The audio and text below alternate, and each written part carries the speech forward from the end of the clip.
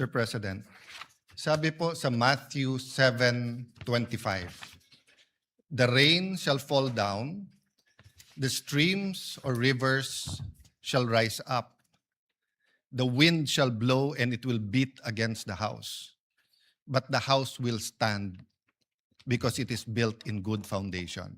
So sa pagbati ko sa ating Senate President, Majority Leader at ating colleagues ngayong hapon na to, I'd like to emphasize the first thing na ang pundasyon ng isang bansa, ng isang bayan, ng isang Senado, ng isang pamilya o ang pundasyon ng mga Pilipino ay napakahalaga. Nasusubukan ang ating pundasyon pagka meron pong kalamidad o sakuna. So ang ginamit po sa Biblia ay yung pag-ulan, pagbaha, paghangin. We are not a stranger to crisis, whether it's the oil shock of the 70s, whether it's Japanese time, Spanish time, the American Commonwealth, or let's talk about recent history, at least for those of us who were born or were already in government at that time.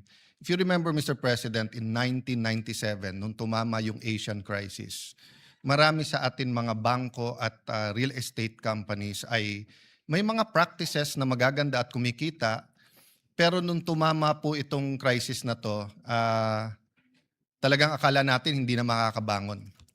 But most, if not all, almost all of them, especially our banks, learned from that experience. That's why isa sa pinakamatitibay ang ating ating banking industry. We have some of the best banks. No, it's smaller in size compared to, of course, neighbor natin ang China, Japan, India. No, of course, the Western countries. Real estate, ganun din po. After the 97 crisis, natuto, di ba? Ang Hong Kong po tinamaan ng SARS.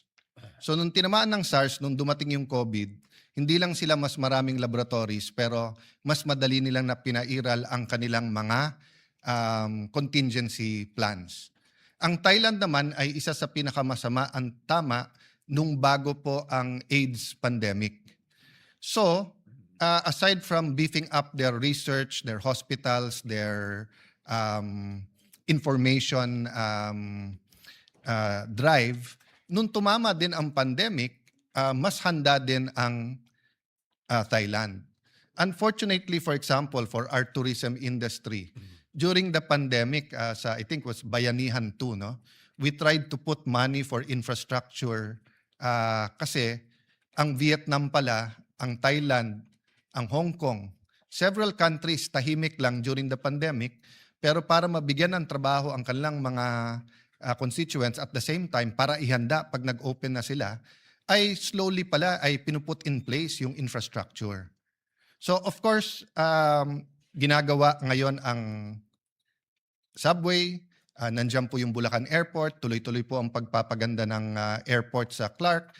I'm hoping sa kulit po ng ating majority leader, I think 10 years niya nang kinukulit or more yung Bukidnon, yung mga regional airports. I still remember the time when SP Soto was also mentioning the former grandeur of the Soto Hospital in Cebu. And all of us experienced nung napakaganda in terms of service ang PGH. Pero grabe ang pila at kulang talaga sa equipment. And now if you look at both hospitals, Vicente Soto in Cebu and the PGH, napakaganda. Part of the reason of this is because pag crisis, we learn to work together. So yes, there are so many things that drive us apart. Ang politics ngayon napakainit. Pero kailangan natin, if there are two words that I want to leave or two concepts today after the sponsorship is one, consensus. Pag sobrang bigat ng problema or maaring sobrang bigat na harapin. So let me put that in focus. Kung matapos kagad in the next few days ang problema ng gera ng Iran, US, Israel at pilit na apektado yung buong region at buong mundo dahil we are now a global village and we now see na intricate masyado yung connection ng mga ekonomiya natin. No? So yung relationship, for example, ng fertilizer sa natural gas, di ba? So yung presyo ng fertilizer tumataas din. Japan has nuclear power but still they import 90%, di ba, of their energy needs, or yung sa oil. No, I don't think I'm precise with that statistic, but just to give us an idea that sabi kasi dati pagka sinipon ang Amerika, nagkakasakit yung buong mundo, di ba? So nakita natin ngayon, di ba? Pagka inubo ang Middle East, nagkakahika ang buong mundo, no? And if it ends soon, then I think except for the loss of lives na hindi naman natin maibabalik, di ba? In terms of yung economic, everyone can put the pieces back together, di ba? Pero pag tumagal to, lalo, Mr. President, if it goes more than 1 month, and if all sides continue to hit critical infrastructure, including oil depots and refineries, also kung hindi mabubuksan yung mga rota kung saan po pwedeng ma-deliver by ship yung mga oil, magsaspiral po ang maraming mga ekonomiya. But ito po ang problema. Hindi po madali magtipid sa oil or let's say sa sasakyan, 4-day week, etc. But for example po, no, madaling sabihin sa mga school, huy, magtipid kayo at let's say mag-online na lang tayo. Pero hindi po lahat ng bata may internet eh. Hindi lahat po may tablet eh, di ba? At iba pa rin yung face-to-face learning. Madaling sabihin sa mga mall, halimbawa, magbawas kayo ng 2 oras. Pero apektado din po ang ekonomiya, apektado din po ang sales, baka may mawalan din ng trabaho doon, di ba? So my point, Mr. President, it's like clockwork. Hindi mo pwedeng sabihin, eto lang ang sira, kaya umaandar pa yung relo. Pag may tinamaan sa makina ng relo, the whole mechanism of telling time gets affected. And that is the spirit of this resolution.